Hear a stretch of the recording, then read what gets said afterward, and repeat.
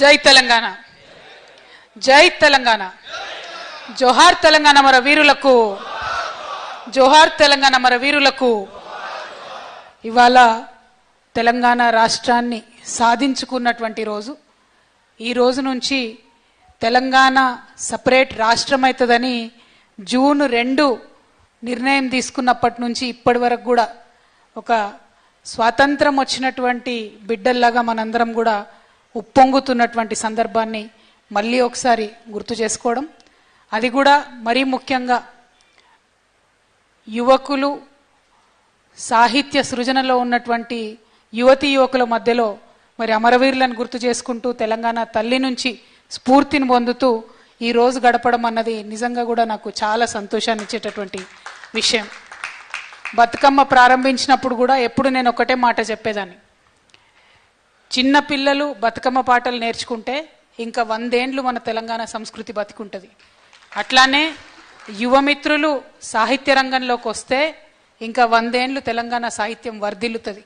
దానికోసమే ఇవాళ తెలంగాణ జాగృతి నుంచి చేసినటువంటి ఈ చిరు ప్రయత్నంలో మరి అనేక మంది వారి కవితలను పంపితే అందులో నుండి 50 బెస్ట్ పోయమ్స్ తీసుకొని ఇవాళ ఆ కవుల్ని అందరిని కూడా ఇన్వైట్ చేసుకొని ఈ కార్యక్రమాన్ని చేసుకుంటా ఉన్నాం.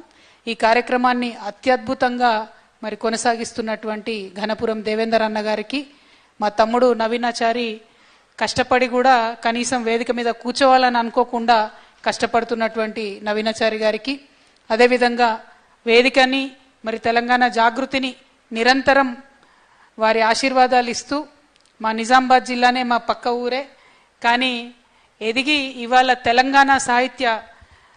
తెలంగాణ రచయితల సంఘానికి రాష్ట్ర అధ్యక్షులుగా ఉన్నటువంటి గౌరవనీయులు పెద్దలు నాలేశ్వరం శంకరన్న గారికి, అట్లానే ఇవాళ ఇంకొక గుడ్ న్యూస్ కూడా మనకు, తెలంగాణ తల్లిని రూపొందించమని కేసీఆర్ గారు బీవీఆర్ చారి గారిని ఆనాడు పిలిచిండ్రు. కానీ ఆ తల్లి ఆశీర్వాదం అన్న మీద ఎట్లా ఉందంటే వారి పుట్టినరోజు నాడే తెలంగాణ రాష్ట్రం మనకు వచ్చింది. ఇవాళ వారి పుట్టినరోజు కూడా. సో సభాముఖంగా మీ అందరి హర్షధ్వానాల మధ్య వారికి సత్కారం చేసుకుందాం వారి పుట్టినరోజుకి. నిజంగా భలే కలిసి వస్తుంది కదా, అసలు ఆయన బర్త్డే, తెలంగాణ ఫార్మేషన్ డే, ఆయననే తెలంగాణ తల్లి రూపశిల్పిగా ఉండడం.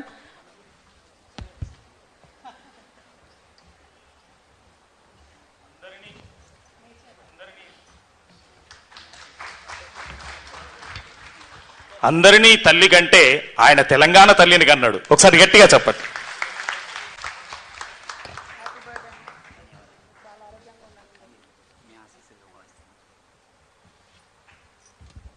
అదేవిధంగా దయచేసి కూర్చోండి. అదేవిధంగా డాక్టర్ చమన్ గారు మరొక నోటెడ్ పోయెట్, అదేవిధంగా మన యూపీఎఫ్ కన్వీనర్ గారు బొల్ల శివశంకర్ గారు, వేదిక మీద ఉన్నటువంటి తెలంగాణ జాగృతి సాహిత్య విభాగం అధ్యక్షులు గౌరవనీయులు కాంచనపల్లి గారు, మరి మరొక నిజామాబాద్ బిడ్డ, మన యావత్ తెలంగాణ సాహిత్య రంగానికి కూడా వన్నె తెచ్చినటువంటి బిడ్డ రమేష్ నాయక్ గారు కూడా ఇక్కడ ఉండడం చాలా చాలా సంతోషం.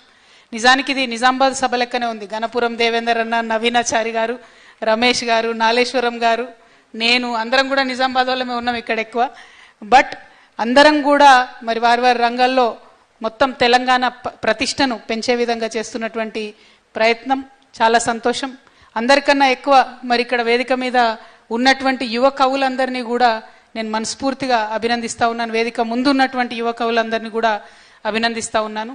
మాది ఒకటే లక్ష్యం, తెలంగాణ జాగృతి పెట్టినప్పటి నుండి ఇప్పటి వరకు కూడా సాహిత్యం సంస్కృతి వర్ధిల్లినటువంటి నేల, తప్పకుండా ఆ నేల కూడా సమృద్ధిగా ఉంటుంది, తప్పకుండా మంచి పేరు వస్తుంది, తప్పకుండా అందరం బాగుంటామనే లక్ష్యంతోనే ముందుకు వెళ్ళడం జరిగింది. అందులో భాగంగానే ఇవాళ ఒక యువ కవుల సమ్మేళనం అని కాన్సెప్ట్ తీసుకున్నాం.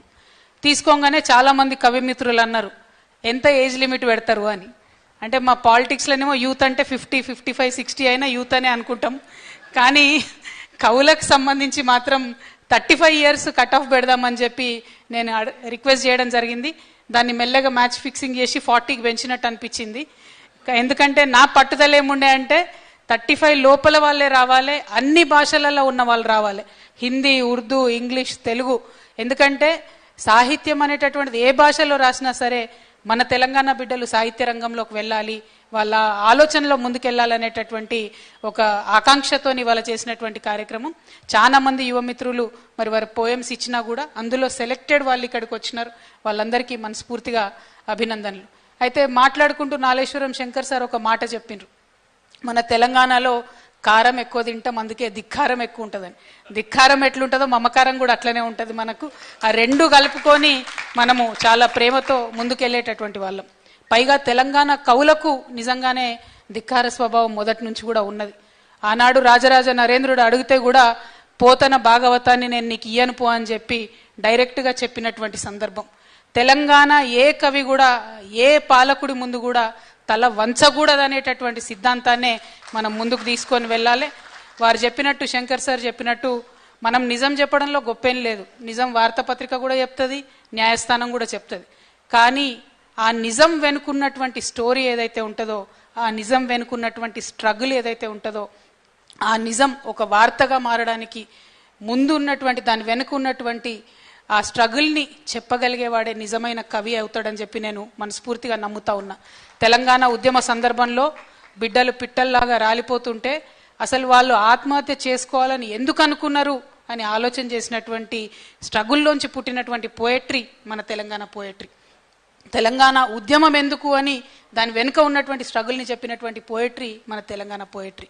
రేపటి నాడు కూడా తెలంగాణ అభివృద్ధి చెందాలని ఎందుకు కోరుకుంటున్నాం, తెలంగాణ నీటి కోసం ఇప్పుడు కూడా ఎందుకు తప్పిస్తున్నాం, ఉద్యోగాల కోసం ఎందుకు తప్పిస్తున్నాం, ప్రతి ఒక్క అంశం దాని వెనుక ఉన్నటువంటి అంశాన్ని విప్పి చెప్పగలిగితేనే నిజమైనటువంటి కవులు అవుతారని నాకున్నటువంటి పరిమిత జ్ఞానంతో నేను అనుకుంటున్నా. ఎందుకంటే నేను సాహిత్యాన్ని బాగా ఎంజాయ్ చేస్తా. ఒక పోయట్రీ వింటే మనకు చాలా ఇన్స్పిరేషన్ వస్తుంది. మాలాంటి వాళ్లకు రోజుకు వేలాది మందితోని కలిసేటటువంటి వాళ్లకు ఇన్స్పిరేషన్ రావాలన్నా, ధైర్యం రావాలన్నా మేము మీ దగ్గరికే రావాలి. మీ దగ్గర నుంచి వచ్చేటటువంటి సాహిత్యం నుండి వచ్చేటటువంటి ఇన్స్పిరేషన్ తీసుకొనే మళ్ళీ ప్రజలకు సేవ చేయాలి. అంటే మాకన్నా మీకెక్కువ బాధ్యత ఉన్నది. సాహిత్య రంగంలో ఉన్నవాళ్ళు చక్కటి సాహిత్యం రాస్తే, నాయక రంగంలో ఉన్నవాళ్ళు, రాజకీయ రంగంలో ఉన్నవాళ్ళు మీ నుండే మేము స్ఫూర్తి పొంది మళ్ళీ ముందుకెళ్తాం. కాబట్టి బాధ్యత పెద్దది. ఏదో ఇది చిన్నది కాదు, కెరీర్ కాదు, టైంపాస్ కాదు, అవార్డు కోసమో శాల్వా కోసమో చేసేది కాదు. సమాజాన్ని మంచి తొవ్వలో నడిపేయడానికి చేయాల్సినటువంటి ప్రయత్నం. కాబట్టే కవిత్వాన్ని సీరియస్గా తీసుకోవాలి, కాబట్టే సాహిత్యాన్ని సీరియస్గా తీసుకోవాలి. వరల్డ్ క్లాస్ సాహిత్యం తెలంగాణ నుంచి రావాలనేటటువంటి అభిలాషతో ఈ కార్యక్రమాల్ని చేపట్టుకోవడం జరుగుతున్నది. తెలంగాణలో ఇంకా అనేకమైన కార్యక్రమాలు చేయాలి. దానికి జాగృతి మీ అందరి సహకారాన్ని కూడా కోరుతూ ఉన్నది. ఎందుకోసం నేను ఈ మాట చెప్తా ఉన్నా అంటే, ఇవాళ ముఖ్యమంత్రి గారు ఒక మాట నిన్నను మొన్నను ప్రకటన చేయడం జరిగింది రాష్ట్ర ప్రభుత్వం. ఏమని, జూన్ 2వ తారీఖు రాష్ట్ర అవతరణ దినోత్సవం సందర్భంగా తెలంగాణ యువకులందరి కోసం ఒక కార్యక్రమాన్ని పెడతా ఉన్నామని చెప్పారు. మంచిది, సంతోషం. తెలంగాణ అవతరణ దినోత్సవం నాడు యువకుల కోసం కార్యక్రమం. కానీ దాని పేరు రాజీవ్ యువ వికాసం పెడతామని అన్నారు. నేనన్నా రాజీవ్ గాంధీకి తెలంగాణకి ఏం సంబంధం ఉన్నది? తెలంగాణ కోసం అమరుడైనటువంటి యువకులు అనేక మంది ఉన్నారు. ఒక శ్రీకాంతాచారి ఉన్నాడు, ఒక యాదిరెడ్డి ఉన్నాడు, అనేక మంది, ఒక సువర్ణ ఉన్నది. వీళ్ళ పేర్లు పెట్టండి, ఎందుకు వేరే పేరు పెడతారని మేము బలంగా జాగృతి నుండి ప్రశ్నిస్తే ఇవాళ ముఖ్యమంత్రి గారు ఆ కార్యక్రమాన్ని కంప్లీట్గా రద్దు చేసుకున్నాడు. రద్దు చేసుకొని ఎప్పుడు పెడతారో తెలియదు, యువ వికాసం అనే కార్యక్రమం పెట్టలేదు. అయితే ఇది జాగృతి విజయం అని సంతోషపడవచ్చు, కానీ దాని వెనుకున్న కుట్రను దయచేసి సాహిత్యకారులు అర్థం చేసుకోవాలి. అంటే కార్యక్రమాన్నైనా రద్దు చేసుకుంటాం కానీ తెలంగాణ అమరవీరుల పేరు మాత్రం కార్యక్రమానికి పెట్టము అనేటటువంటి పరిపాలన జరుగుతున్నటువంటి రోజు. కాబట్టి ఖచ్చితంగా జరుగుతున్నటువంటి ప్రతి మోసం మీద మనం గలం విప్పాలి. అది సాహిత్యకారులైనా, రచయితలైనా, రాజకీయ రంగంలో ఉన్న వాళ్ళైనా ప్రతి ఒక్కరం కూడా వీటిని ప్రశ్నించాల్సినటువంటి అవసరం ఉన్నది. అందరూ అనుకుంటారేమో ఇవాళ మరి వాళ్ళ పప్ప అధికారంలో లేరు కాబట్టి ప్రశ్నించమంటున్నారని. నేను అంతకుముందు కూడా చెప్పేదాన్ని, కవి ఎప్పుడైనా కూడా ప్రజల పక్షమే ఉండాలి. పాలకులు ఎవరైనా వారిని ప్రశ్నిస్తూ ఉంటేనే పనులు ఇంకా మంచిగా చేయగలుగుతాం. కాబట్టి నా పేరులోనే కవిత ఉన్నది, నేను ఎప్పటికైనా మీ పక్షమే ఉంటా.